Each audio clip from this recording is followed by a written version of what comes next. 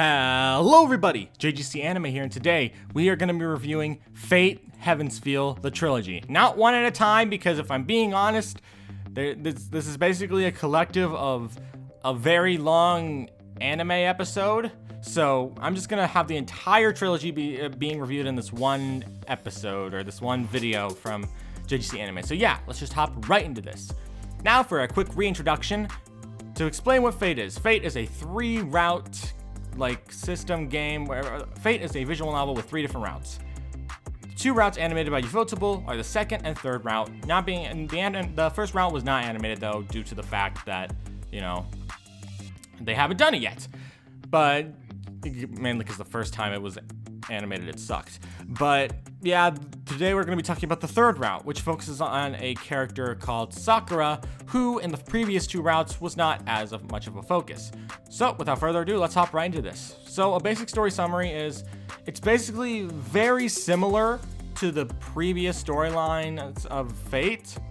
Only difference is that everything that was the same has been skipped through. We're only seeing new stuff in this story, such as stuff that happened in Fate Unlimited Blade Works was cut out and put as like an intro bit, which I thought was clever, but still made you lose a lot of the emotional impact about these characters that would have happened had you experienced it. So I wouldn't recommend watching these movies first. I'd recommend watching them last, after at least playing the first route and watching the second route. And the game starts, or the whole Grail War starts off the same, but things slowly start to change. Like, things are starting to really be different from the previous routes, with a bunch of different things, such as a mysterious figure appearing, and not much is making sense. It's a very confusing plot. Not confusing, but like things are a huge mystery.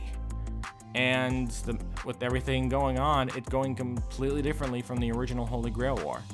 So yeah, let's just talk about what I like and dislike. So, what I like, well, the action is definitely still amazing, yada yada, I get it, the action, the Ufotable is amazing.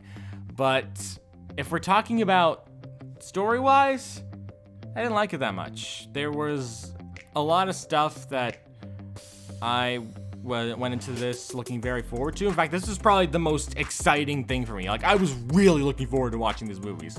So excited, I cleared my entire schedule and binged all 3 movies in one day.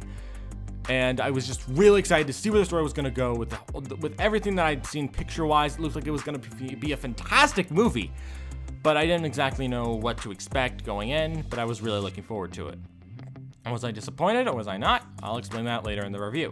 But I definitely liked a lot of the action. The voice acting was really well done. Since once again I watched it subbed in Japanese, it was the acting in there was always great.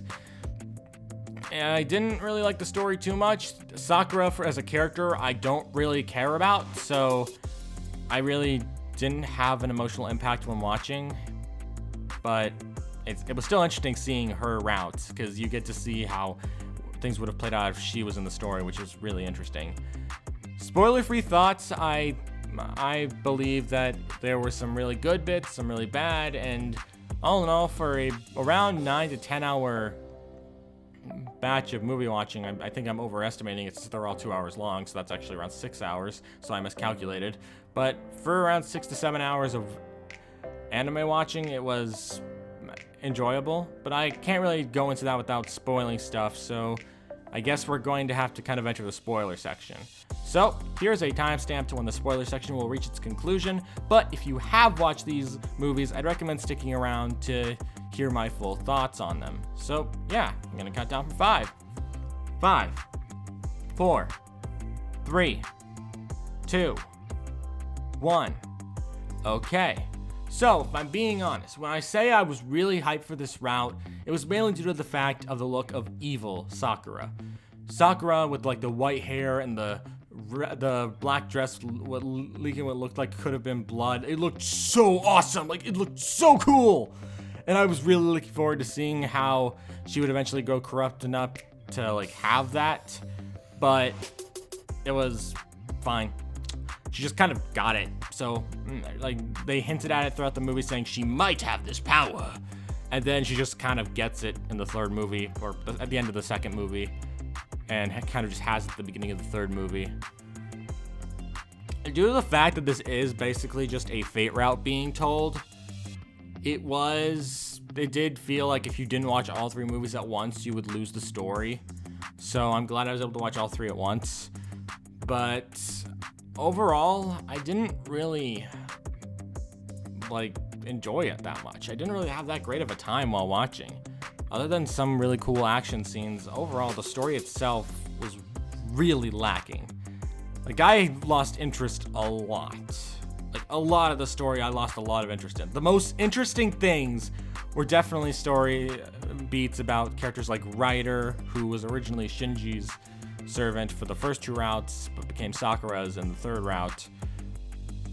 And Ryder's probably the only interesting character in Fate Heaven's Feel. She's the only character I actually enjoyed in the story.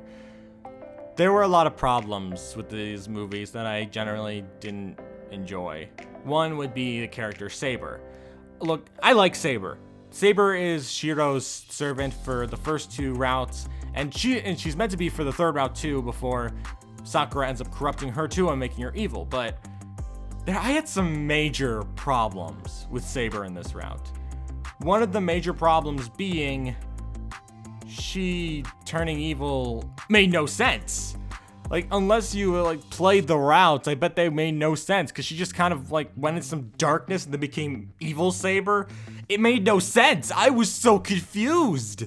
I was just thinking, wait, why did she become evil Saber? I didn't understand. I didn't get it. I was so lost. And because we ended up skipping a bunch of moments that gave an emotional impact to Saber, that the emotions were even less there, because I didn't watch these movies right after Unlimited Blade Works. I watched these a few months after Unlimited Blade Works, way after. So the emotional impact of Saber was no longer there. So when I watch these movies and see Saber go evil, I just think, oh, okay, she's evil now, I guess. And I couldn't get into the emotional impact of Saber. I just didn't care. Just because her action scenes were well done does not mean that you could excuse the fact that her becoming evil made no sense. It made no sense. I was so confused. That's literally one of the most sour gripes I had with this story. It's the poor execution of Evil Saber. Do I mind an Evil Saber? I think the idea of an Evil Saber sounds amazing. It sounds so cool. But the way they executed it in this movie, oh, it hurt. This movie trilogy hurt with how they handled Saber. Ugh, man.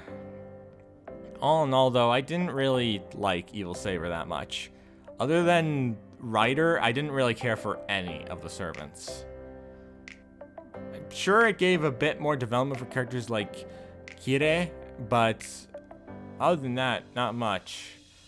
There is this one cool scene I can mention, though. One of the coolest scenes in these movies is probably going to be Gilgamesh which Gilgamesh is a spirit in the series Fate Zero, which I might make a review for that in the future. I don't know if I will or won't. But the character Gilgamesh goes up against Sakura in this. Did I say Saber before? I hope I didn't say Saber. But basically, Gilgamesh goes up against Sakura, and it looks like it's gonna be some interesting battle, but then Sakura just she's evil at this point. You don't actually see her evil self. It's kind of like a shadow of her evil self, and she just eats Gilgamesh, and it is so insane.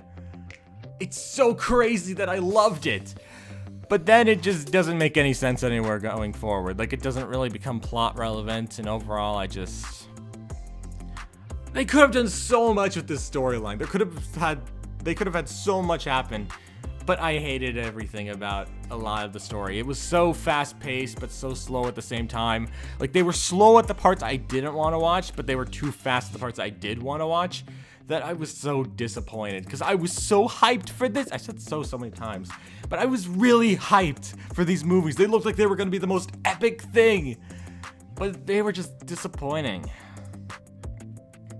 I was so looking forward to these.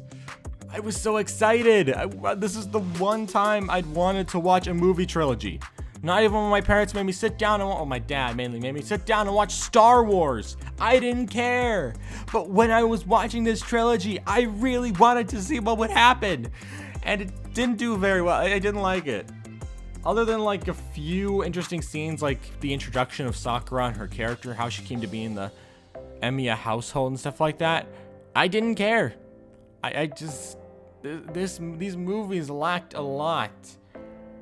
I could just say that I didn't really like these movies. I didn't hate them, but between them and Unlimited Blade Works, I'd rather go and rewatch all of Unlimited Blade Works, because at least most of their story made sense. And I'm not just sour because this is another route that kills off Ilya. I'm not that sour just because I mentioned Ilya was my favorite character from the series. But that was pretty disappointing. I really liked Ilya, and seeing her die for a second time didn't help. Why Ufotable was only animated the routes where she dies, I don't know, but... all in all, though, I didn't hate this, but I didn't love it either. It's kind of like how I felt towards the Demon Slayer movie. I didn't love it, I didn't hate it, but I really wish they could have done something more. But they didn't do almost anything, and it was just disappointing to see that they didn't actually go anywhere with it. So, we're at the conclusion of this story. So, how do I rate it? Well, I'd have to say that it was both fun, but also not. There were some parts I loved, some parts I hated. Is it the worst movie I've ever seen? No. Is it the best movie I've ever seen? No.